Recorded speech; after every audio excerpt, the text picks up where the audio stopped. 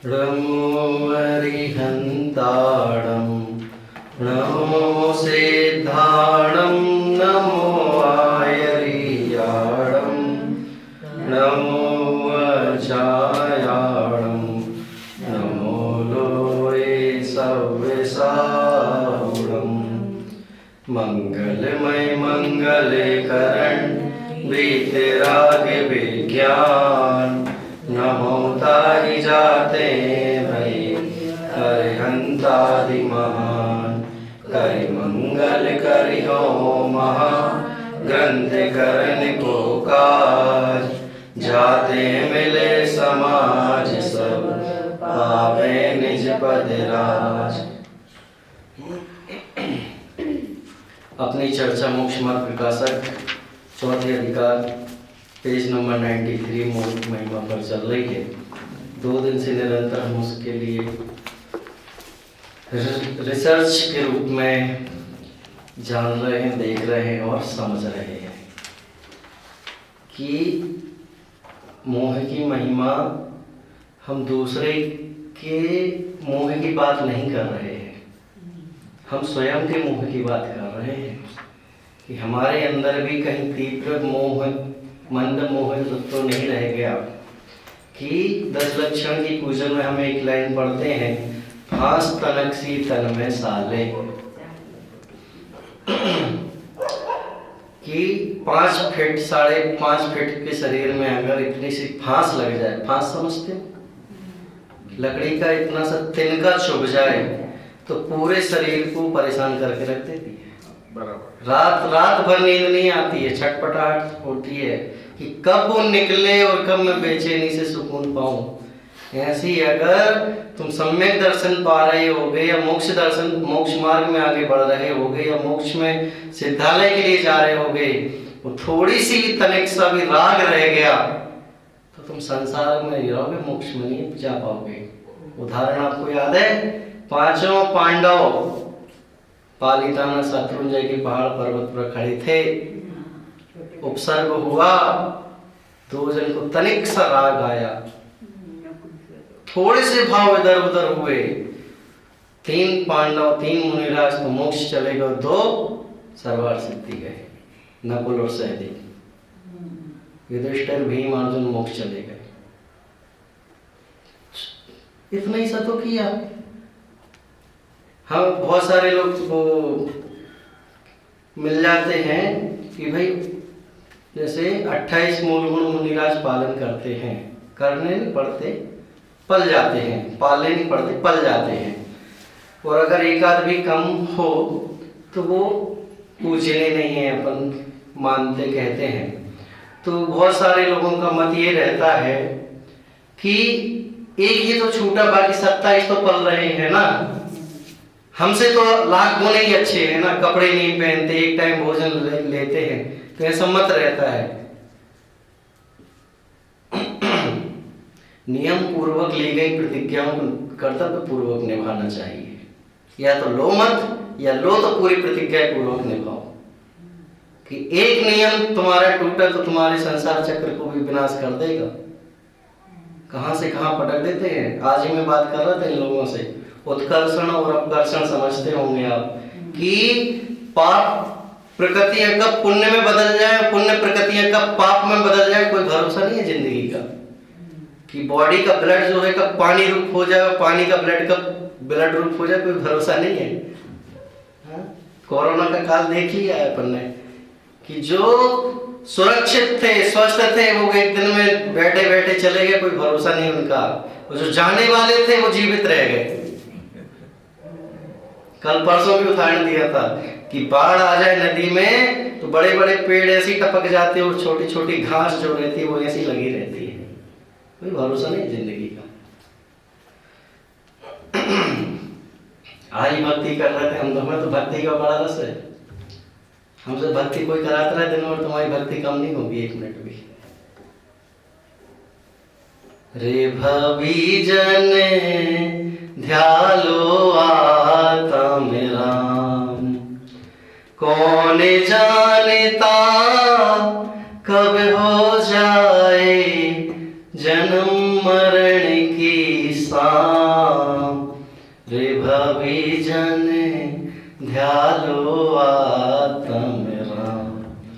जानता है कब हो जाए जन्म मरण की साथ। जरूरी थोड़ी कि भाई बुढ़ापा ही आएगा तभी मरोगे। हाँ, कुछ है ऐसा लिखा हुआ? प्रॉपर्टी तो नाम पे हो गई, दस्तावेज तैयार तुम्हारे नाम पे, लग गया टैग, क्या से इसकी प्रॉपर्टी हमारा घर में बेच दिए थे तुम्हारा। आयु कर्म पर किसी का बंध नहीं है कि तुम्हारी इतने समय में ही आयु होगी। अरे सप्तम नरक में जाने वाला भी प्रथम नरक में आ जाता है कोई ऐसा जीव? है। सप्तम नरक में बंद हुआ था और पहले नरक में आ गया था कौन? राजा श्रेणी। देखो भाई, हम मोह की महिमा आपको बता रहे हैं निरंतर। हम आपसे मोह छुड़ाना चाहते हैं, हम भी आपसे छुड़ाना चाहते हैं, आप भी हमसे छुड़ाओ। अपने रिश्तेदारों से, शरीर से छुड़ाओ, अपने तन से छुड़ाओ, घर परिवार कुटुंब से छुड़ाओ। देखो एक कहानी मैं सुना रहा हूँ आपको छोटी सी। ये जीव अंतिम शासन नायक धर्म पिता की पूर्व भाव की कहानी है। 32 भाव में की कथा, एक प्रथम भाव की कहानी में सुना रहा हूँ। अनेकों जगह अनेक चीज़ों से, घटनाओं के लिए अलग अलग प्रकार से बताया जा सकता है कि एक ही कहानी में कहीं तो उसे मोह में से छुड़ाने की बात भी कहने में आती है और कहीं उसे मांस भक्षण से, मांस का त्याग कराने की भी कथा मिलती है। हमारे लिए जिस प्रयोजन को साधना है हम तो उसे ही बताएंगे। क्या कि अगर बुखार चढ़ा हो तो ठंडी चीज़ें नहीं खानी चाहिए, तब उसे ठंडे पना का आप भाव भाषण कराते हैं। हाँ, सर्द गर्म नहीं हो जाए अनेकों चीज़ों से, तो जिस समय जिसकी उपयोगिता रहती है उसको मूल किया जाता है। पुंडरीकनी नगरी थी और सागर सेन मुनिराज पधारे थे। सागर सेन मुनिराज सुबह सुबह प्रातः भोजन आहार आदि चर्या में जाकर के विहार करने लगे। तो सहज ही होता है कि अतिथि हमारे घर में आते हैं तो हम भी उन्हें प्रायः घर के बाहर तक छोड़ने जाते हैं कि जहाँ गाड़ी लगी हो या गाड़ी में बैठने वाले हों। तो मुनिराज के साथ श्रावक श्राविकाएं भी चलने लगे, साथ में जय जयकार करते हुए, भक्ति भजन गाते हुए जाने लग गए। और प्रवचन, कल का प्रवचन डिलीट नहीं हुआ होगा शायद इस मोबाइल में, तो भक्ति भजन करके वो जाने लगे। और जंगल में एक पुरुरवा भील रहता था। क्या नाम बोला? पुरुरवा भील। तो पुरुरवा भील जंगल में रहता था, उसकी तो आजीविका यही थी शिकार करना, मारना, काटना, पीटना और अपना जीवन यापन करना। तो वो सोचने लगा कि भाई शमशान में मरे हुए लोगों के लिए तो ये देखा है कि लाखों लोग छोड़ने आते हैं, जिंदा आदमी को कौन छोड़ने आता है भीड़ लेकर के? वो तो टकटकी लगा करके पेड़ के ऊपर चढ़ के देखता रहा कि ये क्या चल रहा है ड्रामा। मुनिराज को आते देख करके उसने आक्रमण करना चालू कर दिया। सारे लोग तो डर के मारे भाग गए, श्रावक श्राविकाएं, लेकिन मुनिराज कैसे भागे? मुनिराज तो अपने ऊपर आया उपसर्ग जान करके ध्यानस्थ मुद्रा में उधर ही बैठ गए और ध्यान करने बैठ गए। ये पुरुरवा भील तत्पर हो गया कि मेरे लिए तो एक ही पुरुष काफी है, एक ही आदमी काफी है, और तत्पर हो गया। उसके साथ पुरुरवा भील के साथ पत्नी भी थी। पत्नी बोली, हे पति देव, ये तो कोई तारणहारे लगते हैं, तो कोई जंगल देवता लगते हैं, वन देवता लगते हैं, तो हमारे उपकार के लिए आए हैं ऐसा लगता है। स्त्रियां स्वभाव से सरल होती है, कभी सप्तम नरक में नहीं जाती, वो छठे तक जा सकती हैं। आप देखना कि किसी का एक्सीडेंट हो जाए, कोई प्यासा तड़प रहा हो, कोई भोजन की कमी से मर रहा हो, कोई सी भी वेदना की कमी से कुछ भी हो रहा हो, तो पुरुष तो इग्नोर करके आगे बढ़ जाते हैं, लेकिन महिलाएं ये कहती है, अरे रे पानी पिला दें क्या, भोजन करा दें क्या, निर्वस्त्र हो तो कपड़े दे दें क्या। ये भाव आते ही आते हैं। वो कहते हैं ना माँ की ममता अंदर से कितनी कोमल होती, इतनी कोमल होती, भले वो राग द्वेष बातें करते रहे फालतू की, लेकिन ये भाव आए बिना नहीं रहते उनसे। वो पुरुरवा भेद से कहने लगी ये तो बन देवता लगते हैं कोई, इन्हें तो हमारे उपकार के लिए ही आए हैं ऐसा लगता है। लेकिन जो जिसकी होनहार जैसी होती है वैसी ही होती है, लेकिन वो कहाँ जाने।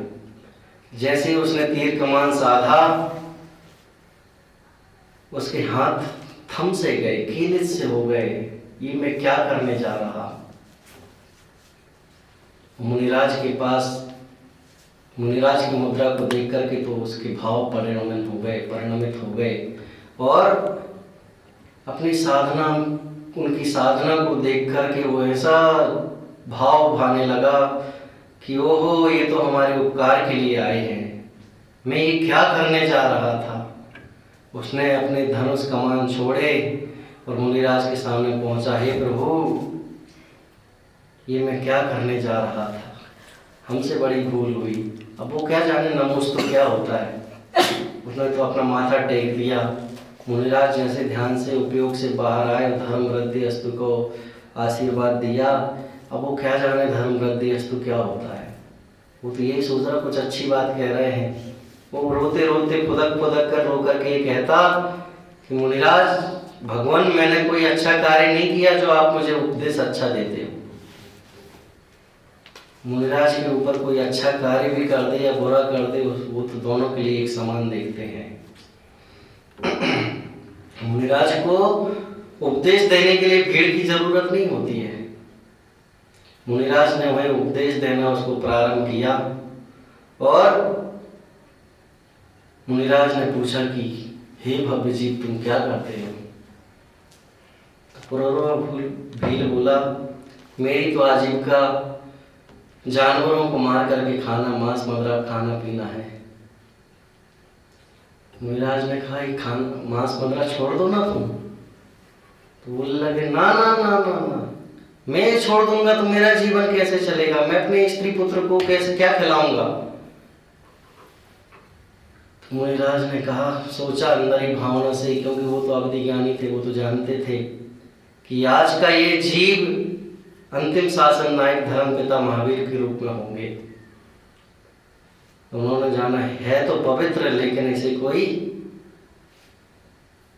चीज सता रही है, क्यों ना छोटी सी आखिरी दिला दी जाए इसके लिए। तो उन्होंने कहा कि तुम कुछ और नहीं तो कौवे का मांस छोड़ दो। तो उसकी पत्नी साथ में थी, वो बोलने लगी हे पतिदेव कौवे का मांस खाता ही कौन है, कौवा पकड़ में भी आता तो नहीं है। तो उसके कहने पर और उसकी भावना बनने पर उसने कहा ठीक है, मैं आज से कौवे का मांस नहीं खाऊंगा। मुनिराज के यहाँ से वो दोनों चल गए और मुनिराज के यहाँ से जाने के बाद कुछ काल वर्ष 15-20 वर्ष जितने भी निकले, उसके बाद उसे एक भयानक व्याधि उपजी। रातों रात पीड़ा वेदना सहन करते करते रात भर तकलीफ रही। उस समय डॉक्टर नहीं हुआ करते थे, नर्सेस नहीं हुआ करती थी, एम्बुलेंस नहीं हुआ करती थी कि तुमने एक कॉल किया और घंटे भर में हाजिर। रातों रात पत्नी भागी वैद्य के पास, वैद्य को लेकर के आई। वैद्य ने जब चेक किया तो बोलो क्या आया कि अगर अब तुम अपने पति को जीवित देखना चाहती हो तो कौवे को मांस खिलाओ। ये निश्चित है कि तुम जिस प्रतिज्ञा को लोगे, जिस मार्ग में बढ़ोगे, वैसे ही तुम्हें निमित्त मिलेंगे। ये परीक्षाएं निमित्त लेगा और लेगा। तुम शिखर जी की वंदना करते हो और हम ये सोच कर करते हम निर्जल बिना पानी बिना अन्न ग्रहण किए हम पूरी वंदना करेंगे। और तुम देखना कुछ ही दूरी 4-5 किलोमीटर चलो और तुम्हें प्यास सताने लग जाती है। अरे ये तुम्हारी प्रतिज्ञा की परीक्षाएं होती हैं कि तुम पास होते हो कि फेल होते हो। और देखना जिस प्रतिज्ञा को लेते हो और वही ऐसे अनेकों लोग मिलेंगे जो तुम्हें तोड़ने के लिए मजबूर कर देंगे। देखो ये पत्नी क्या कहती है, काका अभी देखो जब नियम ले रही तो पत्नी ने बोला था ना कौवे का मांस खाता ही कौन है, पकड़ में आता कब है? अब ये देखो पत्नी, वैद्य ने कहा कि अगर तुम अपने पति को जीवित देखना चाहती हो तो कौवे का मांस खिलाओ, नहीं तो ये मरण को प्राप्त हो जाएगा। पत्नी क्या बोली देखो भावुकता में, हे पति देव, आपके बिना मेरा जीवन निस्सार है, ये बच्चे अनाथ हो जाएंगे, मैं अनाथ हो जाऊंगी, मैं विधवा हो जाऊंगी, मेरा जीवन कौन चलाएगा? हाँ, अरे पगली, तू भी तो निमित्त साथ में खड़ी थी उस दिन कि कौवे का मांस तूने भी तो साथ में छुड़वाया था। पत्नी रो रो करके फुदक फुदक कर रोने लगी, हे प्राणनाथ प्रायश्चित ले लेना, अगले दिन हम जिंदगी भर एक आसन पर रहेंगे। पति अंदर से मजबूत हो गया था, दृढ़ता तो आ गई थी उसके पास, बोलने लगा, अरे पगली, जब नियम दिलवाया था तो बड़े हंस करके बोल रही थी कि कौवा पकड़ में नहीं आता, आज तो भावुकता में देख करके तू ये कह रही प्रायश्चित ले लेना। देह जाए तो जाए, लेकिन मैं ये अभक्ष भक्षण नहीं करूंगा।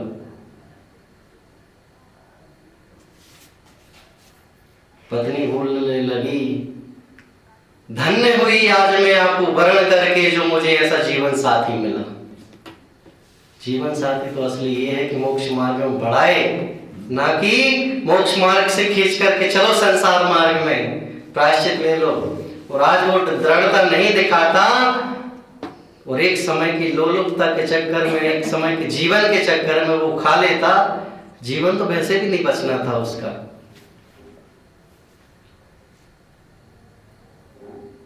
और उसने कुछ थोड़े से समय बाद जिस मुनिराज से प्रतिज्ञा ली थी, उसी समय वो जंगल से विहार कर रहे थे और उसको निमित्त मिले और मुनिराज नजदीक से निकले तो उन्होंने संबोधन करते हुए कहा, हे भक्त जीव, तू पहचान अपने स्वरूप को, अपनी आत्मा को।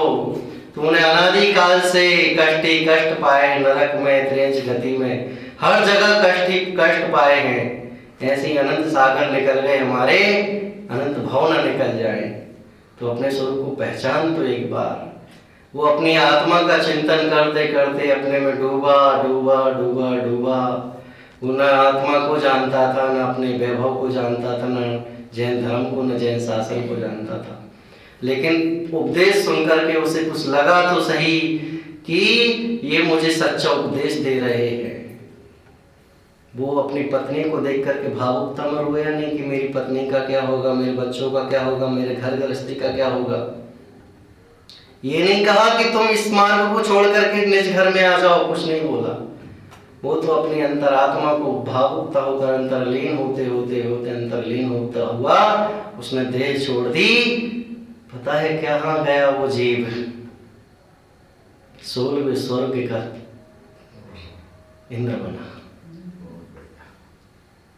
और वही जीव आदिनाथ के घर में महर्षि के रूप में जन्म लेता है फिर, जिसने 363 मत चलाए।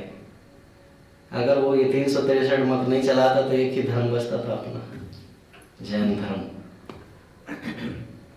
बहुत बड़ी कहानी 32 भाव की कथा फिर कभी।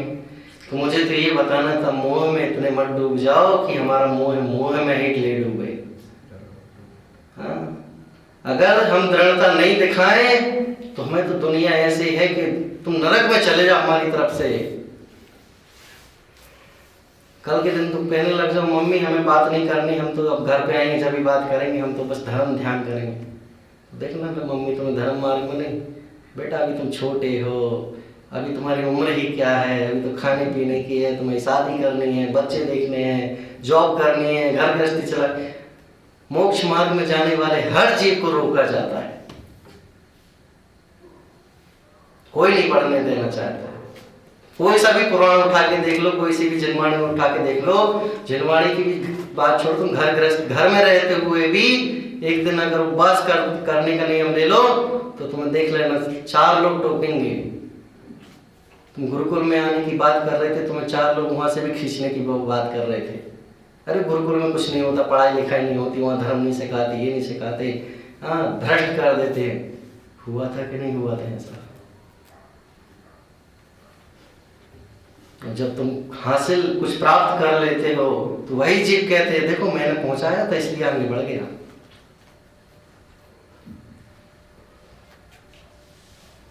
ऐसा ही है भाई संसार। देखो आगे दूसरा पैराग्राफ 93 पेज पर, मरण होने पर शरीर आत्मा प्रत्यक्ष भिन्न होते हैं। एक शरीर को छोड़कर आत्मा अन्य शरीर धारण करता है। वहां व्यंतरादिक अपने पूर्व भाव का संबंध प्रकट करते देखे जाते हैं, परंतु इसको शरीर से भिन्न बुद्धि नहीं हो सकती। क्यों नहीं हो सकती वो आगे अपन पढ़ेंगे। तो मरण होने पर शरीर आत्मा प्रत्यक्ष भिन्न होते हैं। होते हैं कि नहीं होते भाई? दूध में हमने नींबू निचोड़ा तो क्या हो गए? दूध फट गया।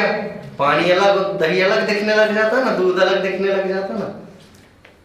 ऐसे ही ये शरीर चलता हुआ दिखाई देता है तो इसके अंदर आत्मा है, तब तक तो चलन परिणमन दिखाई देता है। जैसे ही आत्मा निकल गया तो बोलो चलता है क्या? बोलो भाई, हम आंखों से देखते हैं कि ज्ञान से देखते हैं? बोलो बराज, किससे देखते हैं? आंखें निकाल दें तो फिर जो गूंगा रहता है वो कुछ स्वाद लेते लेते कुछ चख पाता है कि नहीं चख पाता है? ज्ञान से चखता है। अब तुम कहो कि आंखों से देखते हैं तो कुछ कुछ मरते जो मर जाते हैं कुछ कुछ लोग और आंखें खुली रह जाती, तो उनको ऐसा करके देखना, भाई देख रहे क्या? हाँ, मुंह खुला छोड़ के मर जाते हैं। पानी डाल के देखो पी रहे क्या पानी? हाँ, अरे भैया आंखों से नहीं, वो ज्ञान से देखते हैं। आंखें बंद करने पर भी तुम तोल के बता सकते हो कि ये वस्तु ये चीज है। अनादि का इतना ज्ञान है कि तुम जन्म से भी अंधे हो जाओ तो ये तुम्हें अनंत काल तक ऐसा ज्ञान नहीं कि जो तुम्हें ज्ञान से अज्ञान रूपी बता सके। कि मरण होने पर भी शरीर आत्मा प्रत्यक्ष भिन्न होते हैं। कि मरण होने के बाद आत्मा तो एक समय में अपनी आंखें पलक जितनी रहती ना, अपन टिमकार जो बोलते हैं, आंखों का झपकना में जितना समय लगता है उतना ही एक जीव को दूसरे जीव में प्रवेश करने में समय लगता है इतना। हिंदू मत में तो ऐसा चलता है, जब तक उसका विसर्जन नहीं हो जाए, लकड़ियां अस्थियां नहीं जल जाए, तब तक वो घूमता ही रहता घर में। कहो तो इधर ही बैठा हो। जब 13वीं का भोजन होता है तो उसके लिए थाली भी अलग से निकाल के रखी जाती है कि वो आता है, खाता है, पेट भर के प्रसन्न होता है। कुछ लोग इसलिए करते हैं कि 13वीं उसके लिए की जा रही है कि उसको शांति मिल जाएगी, मुक्ति मिल जाएगी। अरे भैया,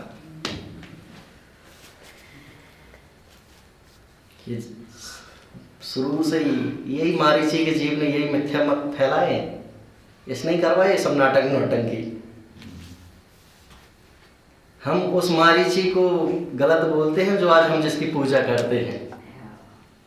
वही तो महावीर भगवान बने आगे। हाँ? और वो भी अपने ज्ञान से जानते होंगे कि हम पूर्व की पर्याय में क्या क्या करके आ गए और आज हम अहिंसा का उपदेश दे रहे हैं और आज हमारे लोग नहीं मान रहे हैं। वो नहीं चाहते हुए भी कुछ नहीं कर सकते, वो कुछ चाहते हुए भी नहीं कुछ कर सकते। वो लाइन है ना, नहीं चाहता जैन धर्म बिना चक्रवर्ती बन, धर्म बिना चक्रवर्ती बन, नहीं करता जैन धर्म बिना, ऐसा कुछ है ना। तो ऐसा ही है भाई। अब जैसे एक जीव की मृत्यु हो गई और वो जीव बेंतर बन गया। बेंतर के लिए ऐसा नहीं रहता कि छोटा हुआ, जन्म हुआ, फिर वो 1 साल तक पड़ा रहेगा, फिर दांत निकलेंगे, फिर घोड़ा बनेगा, फिर ऐसा चलेगा, ऐसा नहीं होता। वो तो जन्म हुआ और बस अपना काम चालू कर देता है। अब जैसे ये जीव इधर मर गया और बेंतर आके पेड़ पे आके बैठ गया, ड्रामा देख रहा है सब कि मैं मर गया और ये लोग मुझे जिंदा रहते तो इन्होंने भोजन नहीं कराया, पानी नहीं पिलाया, हाँ सब गालियां देते रहे, कसाई करते रहे, जीते जी पूछा नहीं, गिरने पर लोग हंसते रहे, गालियां देते रहे, समय से पैसे नहीं दिए, समय से मंदिर नहीं कराया, और अब मरने के बाद कोई चम्मच से पानी पिला रहा है, कोई कुछ कर रहा है। हाँ, वो जब शमशान घाट में लिटाते हैं तो घी डालते हैं, हाँ, मुंह में, आंखों के ऊपर, कहाँ कहाँ डालते हैं। भूपेंद्र हंस रहा है, हे भगवान इनके फूटे करम, जिंदा में तुमने घी नहीं पिलाया, मरने के बाद घी पिलाया। और अब उसकी पत्नी जो है वो चूड़ियां फोड़ रही है, रो रही है, सिंदूर हटा रही है, लाल श्रृंगार से वो बिन श्रृंगार हो रही है। ये सब खटकरम देख करके वो हंसता है कि बताओ मरने के बाद क्या क्या ड्रामा करते हैं। फिर भी मोह नहीं छूटता तो कितना रोते हैं। फिर शमशान घाट में ले जा करके जलाते हैं और घी डालते, गेहूं डालते। बोले जिंदा रहते सोने का सिक्का नहीं दिया, सोने की अंगूठी नहीं दी, मरने में वो सोना चढ़ाते। मुझे ज्यादा पता नहीं, ऐसा सुना है हमने। सोना भी डालते हैं ना, सोना चांदी कुछ कुछ थोड़ा बहुत, सब जगह की अलग अलग प्रथाएं हैं। तो फिर उसको वो परिक्रमा देते हैं, फिर पैर भी छूते हैं, क्या क्या खटकरम करते रहते हैं। वो कह रहा मुझे जिंदा में किसी ने पैर नहीं छुए मेरे, मरने के बाद पैर छू रहे बड़े बुजुर्ग भी। अरे वो तो मिट्टी हो गई, अब मिट्टी का क्या स्वाद, मिट्टी का क्या मतलब है। अरे फूल फेंक देते हैं लोग खुशबू निकल जाने के बाद, ऐसे ही शरीर को निकाल देते हैं घर से आत्मा निकल जाने के बाद। फूल की कीमत भी उतनी देर तक है जब तक उसमें सुगंध है। इस चेतन की भी, इस शरीर की भी जब तक कीमत है जब तक आत्मा है।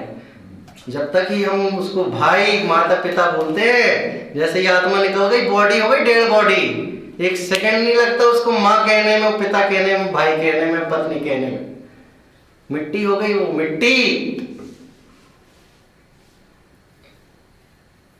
तो आया समझ में, मरण होने पर शरीर आत्मा का प्रत्यक्ष भिन्न होते दिखाई देता है। एक राजा थे, नाम याद नहीं आ रहा है मुझे, लेकिन घटना सत्य है और आगम प्रमाण है। तो एक राजा थे, वो नई नई शादी हुई, वो पत्नी के बिना नहीं रह सकते थे। वो भाई हर समय उन्हें पत्नी चाहिए, भोजन करते समय, मंदिर जाते समय, कहीं पर भी जाए उन्हें पत्नी चाहिए। एक बार उनका भाई अपनी बहन के लिए लेने के लिए आया,